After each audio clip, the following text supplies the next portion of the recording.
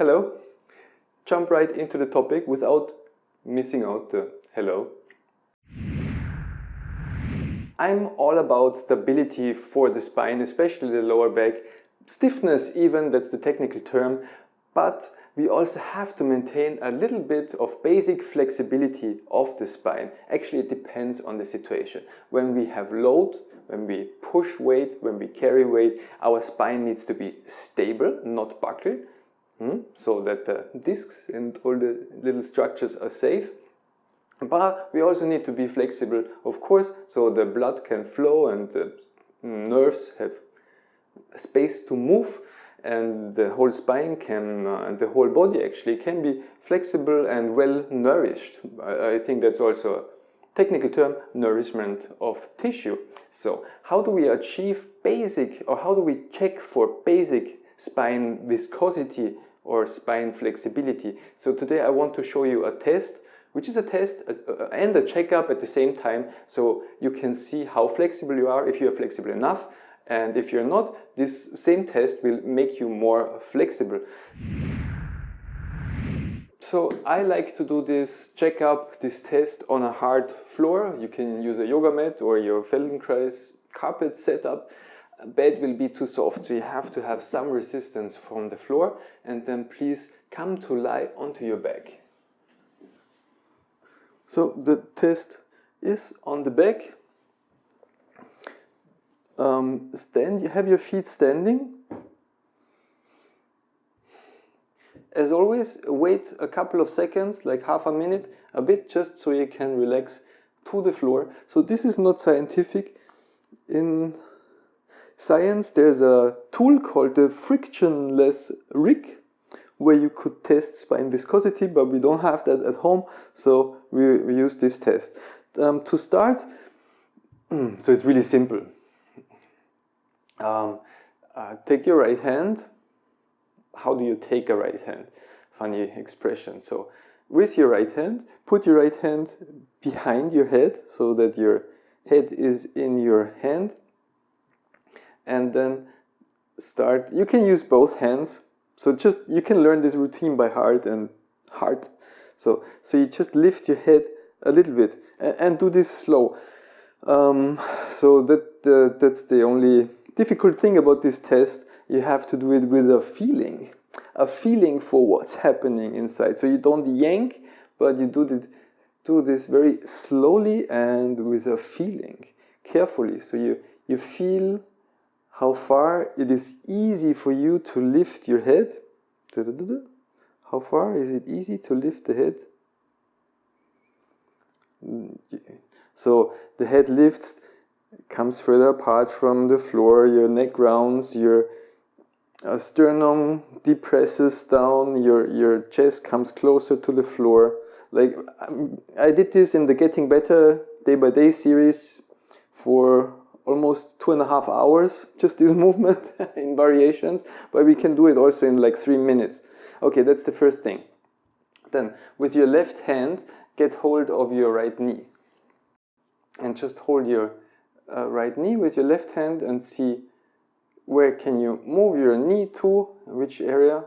So you have your attention on your spine actually, and then you lift your head and bring your right elbow closer towards your right knee. So, and as life happens, it can happen that you can't touch them easily. So we're talking about easy, like very, very easily. If you can touch them, you're fine, you can stop now. But if you have like a distance, you just acknowledge that distance, and then you wait a little bit, and then you bring your head down again. So that's the check. Can you touch easily, like not yanking up with power and force, but can you touch easily your elbow to one knee, and then later also the elbow to the other knee? If you can't, you just take your time to, we don't breathe into it, but you ease into it. You tell your body, you tell your spine basically what you want it to do. And it should ease up within like 5 minutes, 4 or 5 minutes, if you go slow. If you stretch, you might damage something, and then your progress is a lot slower in overall. So if this doesn't work, if this doesn't come closer to each other by itself, don't worry.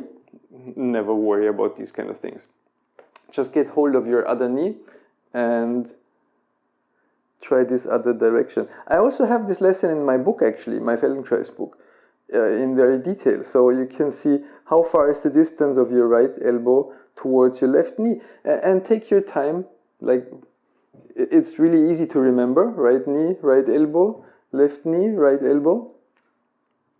And really take your time to find your hip joint, find the movement of your pelvis, flexibility of your spine, and then you do this. And maybe you still have a distance, not to worry. Take your time. So it should be at least 5 minutes for this checkup. But let's say it should also happen in 5 minutes. And then take a break, of course. And after the break, with the left hand, lift the head. So we have, of course, 4 possibilities. And with the right hand, take your left knee. So this time is your left elbow coming towards your left knee. And you will notice, like, when you play a little bit, there's quite a bit of side bending possible. So you can actually, it's not cheating, but you just use the side bending to come like, woo. You make a little side bending circle to bring your left elbow closer to your knee, and maybe you can come like this over the side to touch towards.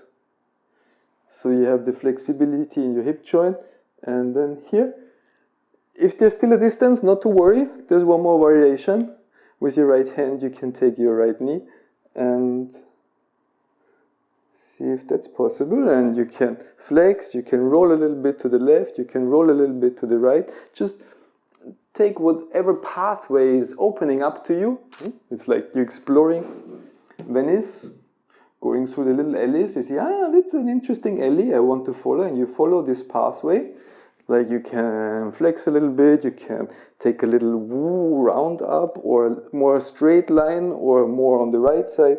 And eventually, after a couple of minutes, this should be possible. If it's not, try again in the evening.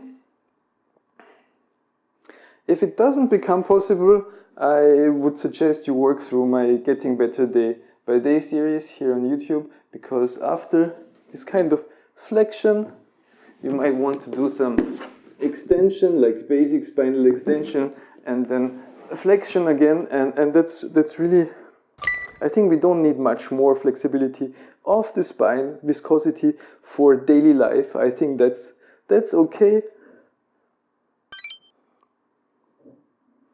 Just to have like basic flexibility. So that's the test and the way to improve it or make it possible again once it's lost. I suggest to test for this like once every month, so once every 2 months.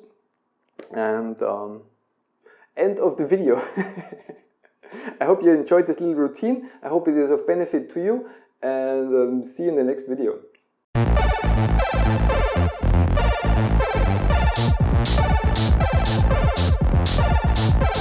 Was ich weiß von Internet, ist, dass sie sich dreht, bis der Strom ausfällt. Ich weiß nicht wirklich viel von